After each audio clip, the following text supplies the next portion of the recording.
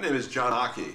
I'm a realtor with Keller Realty in the Temecula Valley and a member of the Excellence in Real Estate team. Today I would like to thank you for tuning in to part 5 of my 5-part series of a special report that I have prepared for all of my selling clients called How to Sell Your Hemet Home at the Highest Possible Price. In this final segment, we're going to discuss your real estate agent and the issues of trusting your real estate agent and how you select a real estate agent. Two critical discussions. Let's start off with how you select an agent. Although loyalty is critical and important in every aspect of this business, it's also very important that you don't pick a realtor just because of loyalty. In other words, you may have a nephew, let's call him Johnny. Nephew Johnny, he just got his real estate license, and you'd really like to help him out because you know he could use a boost up, or maybe your wife's best friend at work, her husband just got his license, and you want to help him out. Well, that may not be the person for you. And a couple different reasons. One, experience is critical. Of course, there's nothing wrong with having a new agent that has the right education and the right drive and the professionalism to move forward. They do have a lot more time than other agents, and they'll tell you that they have nothing but time for you. And that might be great if you want to spend all of your time invested working with them, trying to help educate them and let them figure things out on your dime. Okay, so be careful of that premise because folks do use it, okay, and it is critical that you do get someone that has some experience. They don't have to have sold hundreds and hundreds and hundreds of homes, but you know, if they sold 10 or 15 homes last year, they worked pretty hard for that, okay, and that's a good sign. So what you're looking for in an agent is someone that you can build rapport with, someone who you trust. They don't have to be charismatic. Don't fall for that slick willy used car salesman, you know, I'm going to be your best friend. The bottom line is it's a business transaction, and you're looking for a professional, okay? You're looking for someone, yes, they can relate to you, yes, you're comfortable in working with them, and yes, you're comfortable in sharing personal, private, confidential information with this particular individual. But they're not your best friend. They're never going to be your best friend, although oftentimes I've got to tell you, at the end of the transactions, I have become friends with my clients, and that's a good thing. That's just the normal fruition of, or the fruit that comes from a relationship. But that's not you know, so many agents, I see it happen time and time again, they start relationships as if their agenda is to be your best friend. So be careful of the charismatic, over the top, you know, person that wants to really bond with you. Okay. The other issue that you may want to consider is how much time they have available.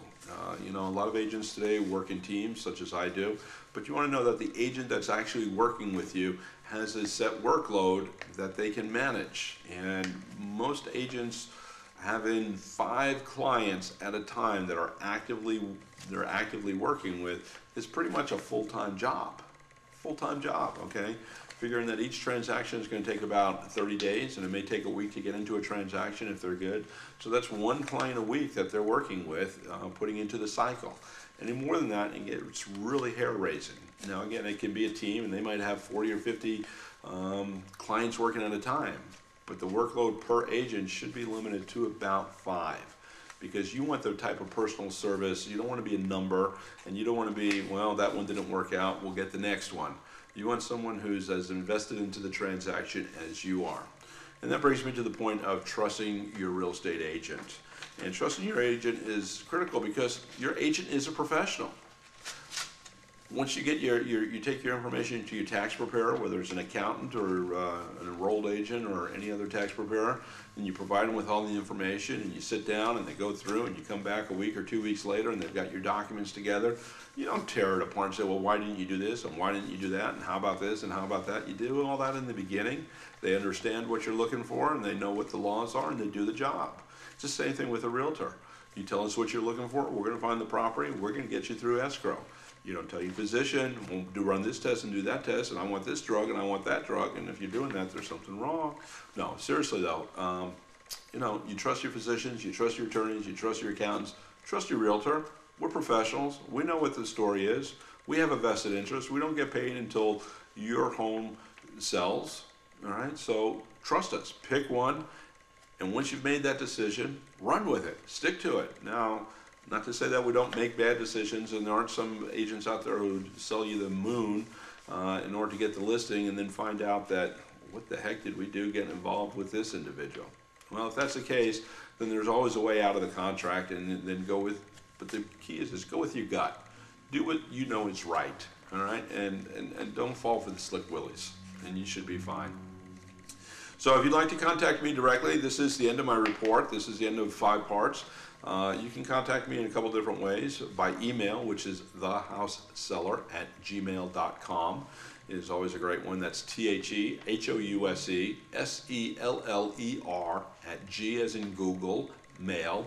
You can also reach me directly on my personal direct phone number at 951-443-6259. And you can call or email me just to request a copy of this special report in a printed format. I'd be more than happy to drop a copy in the mail to you, or to call and discuss any aspect of real estate that you feel is important that I might be able to help you with. And it doesn't matter if you're in Hemet, California, Temecula, or any place else across this great country of ours, because I am pretty well connected through a number of different resources where I have agents that I work with on a fairly regular basis, and can find someone with like views and like minds and like professionalism that hopefully you've seen and found in me here.